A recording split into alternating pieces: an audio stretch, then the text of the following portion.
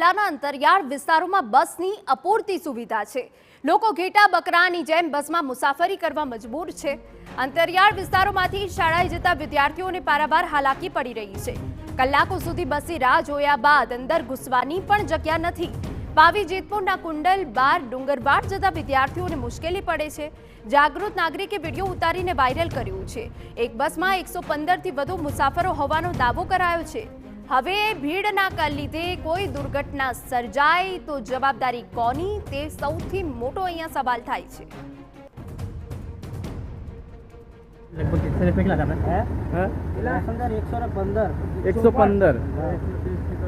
बराबर 115 130 हाँ तो कोई બહુ જ કહેવાય ને।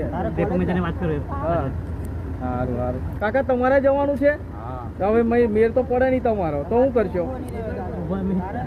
તમારે ઊભો રહેવા એવો હોય ને, આ છોકરીઓ બધે બનવા વાળીઓ છે। અમારા સંવાદદાતા મકબૂલ વધુ વિગતે વાત કરવા જોડાયા છે। મકબૂલ, એક બસ છે અને એમાં પણ 115 થી વધુ મુસાફરો ભરાયા હોવાની વિગતો છે। આ અપૂરતી જે બસની વ્યવસ્થા છે તે તંત્રના ધ્યાને છે કે કેમ? આ એક જ બસ છે તે તો બરાબર છે, પરંતુ આ એક બસ છે એ મોટી બસ નથી, મિની બસ છે। અને આ મિની બસ જે છે એની અંદર 115 થી વધુ જે બાળકો છે એ બાળકો અને મુસાફરો થઈને 115 જેટલા પેસેન્જરો આમાં બેસે છે। આ સમસ્યા આજની નથી, વર્ષોથી આ સમસ્યાનો ભોગ આ વિસ્તારના લોકો બને છે। એની અંદર ખાસ કરીને જોવા જઈએ તો વિદ્યાર્થીઓ આસપાસના ગામોમાંથી આવતા હોય છે। ડુંગરવાડ છે, કુંડલ છે, ભીખાપુરા છે, આ વિસ્તારોની અંદર બસની પૂરતી સુવિધા ના હોય, બાળકોને હાલાકી પડતી હોય છે। આ બાળકો કુંડલથી આ જે બસ છે એ પાવીજતપુર આવતી હોય છે અને પાવીજતપુરથી કુંડલ જતી હોય છે। આ જે બાળકો છે એમાં બેસવાની કોઈ જગ્યા હોતી નથી। ઘેટા બકરાની માફક કહી શકાય તેવી રીતે ગીચો ગીચ આજે મુસાફરો લઈ જવામાં આવતા હોય છે। આ બાબતે એસટી વિભાગ પણ બેદરકાર છે, કારણ કે આ એક જ વિસ્તાર છે, એની અંદર બસની સુવિધા ના હોય આ વિદ્યાર્થીઓને ભણવાની મુશ્કેલી પડી રહી છે, સમયસર પહોંચી નથી શકતા, છતાં તંત્ર બેધ્યાન છે। અને આ જે વિસ્તારો છે એ વિસ્તારોની અંદર બસની સુવિધાને લઈને હાલાકી ભોગવવાનો વારો આવે છે।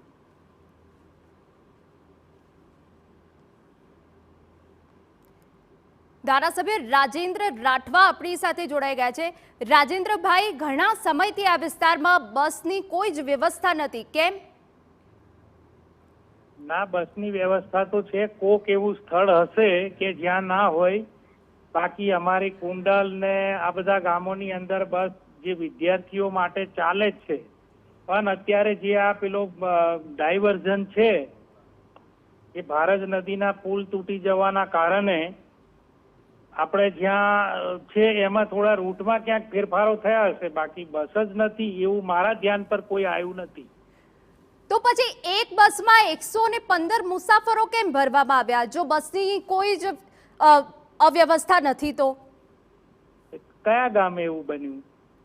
ઘણા બધા એવા ગામ છે કે જેમાં અંતરિયાળ વિસ્તારોમાં બસની અપૂરતી સુવિધાઓ છે।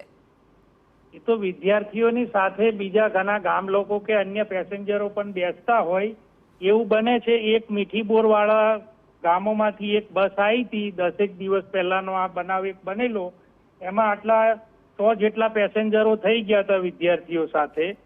એ બીજી બસ જોશથી નહીં મળવાના કારણે એમાં KGVB ની છોકરીઓ પણ બેસી હતી, એટલા માટે આટલી સંખ્યા બનેલી, એટલો કિસ્સો મારા ધ્યાન પર છે અને મેં તરત જ ડેપો મેનેજરને આ વાતની સૂચના આપેલી। બિલકુલ રાજેન્દ્રભાઈ, મુસાફરોની સાથે સાથે ખીચોખીચ વિદ્યાર્થીઓ ઉપર છે। આ પહેલા જ આ માસમાં આવો એક બનાવ બન્યો હતો કે જ્યાં ખીચોખીચ ખાનગી વાહનમાં વિદ્યાર્થીઓ આવી હતી અને તે બાદ છેડતી થતા પિકઅપમાંથી ઉતરી ગઈ હતી। હવે કોઈ મોટી દુર્ઘટના બને, વિદ્યાર્થીનીઓ સાથે આવી ઘટના બને તો જવાબદાર કોણ? પણ જે વિદ્યાર્થીઓના જેટલા રૂટો ચલાવવાના થાય એ સ્કૂલો કોલેજો શરૂ થતા પહેલા જ અમે આપેલા છે અને એ રૂટો પ્રમાણે 99% મારા મત વિસ્તારની અંદર બસો ચાલે છે। બિલકુલ આભાર અમારી સાથે વાત કરવા બદલ। તો જે રીતે અંતરિયાળ વિસ્તારોમાં બસની અપૂરતી સુવિધા એ સ્પષ્ટપણે આ દ્રશ્યોમાં જોવા મળી રહી છે કે જેમાં લોકો ઘેટા બકરાની જેમ મુસાફરી કરવા મજબૂર છે અને અંતરિયાળ વિસ્તારોમાં આ પ્રકારની સમસ્યા હવે વધુ વકરી રહી છે। શાળાએ જતા વિદ્યાર્થીઓને પણ પારાવાર હાલાકી પડે છે। જરા ઉભા રહેજો, જરાક માંગ કરવા જવી છે આપણે હવે.